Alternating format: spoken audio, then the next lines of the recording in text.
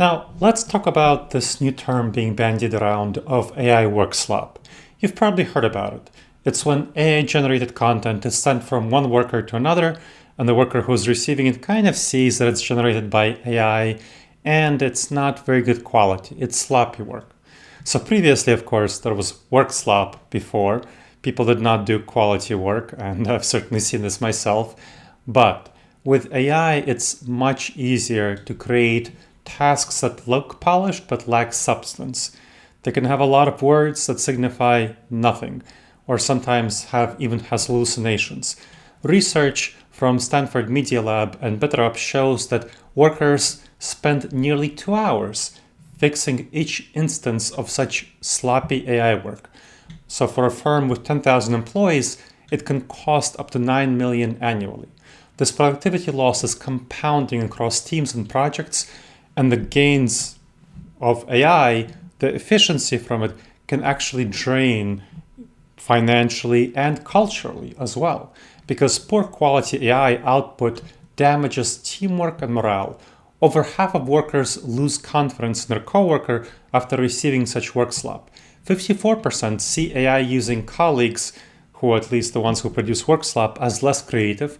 42% of them view them as less trustworthy.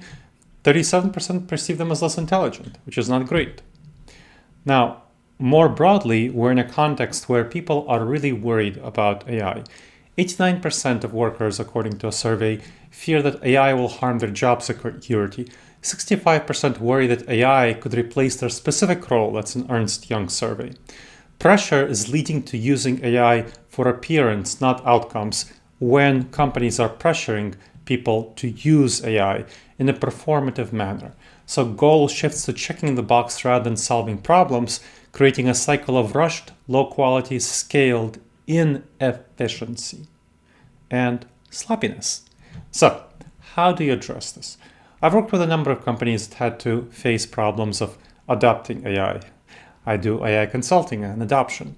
What you need to focus on is prioritizing empowering employees rather than simply pushing AI. Prioritize readiness, prioritize communication, change management strategy before pressuring on deploying tools.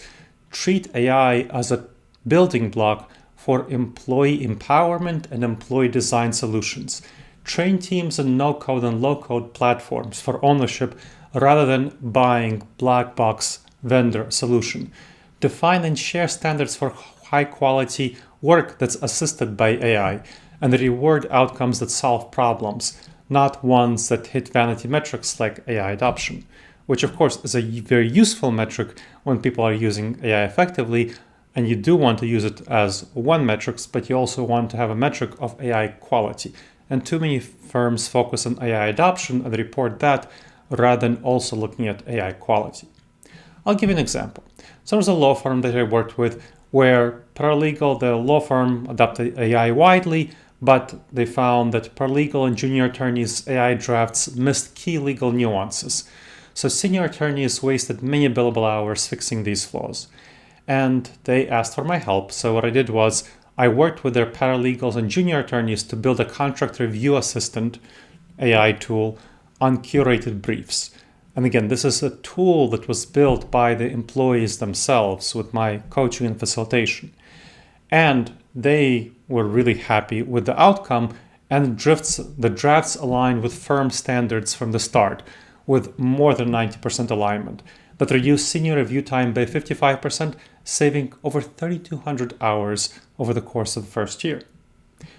As another example, I worked with a manufacturing company that had a black box vendor tool, generic AI tool that gave vague and high-level reports on machinery defects that lacked the detail for real action that people were unhappy with and were not really using. So I worked with the team to build an AI agent linking sensor data with maintenance logs to give specific, actionable, real-time insights, and that produced clear, activities that the technicians could perform. That delivered over 1.2 million in savings from efficiency and quality gains over the first year. So the key is to empower employees, to build tools themselves using no-code and low-code platforms, not have a top-down push on AI adoption. I hope you enjoyed this episode of the Wise Decision Maker Show.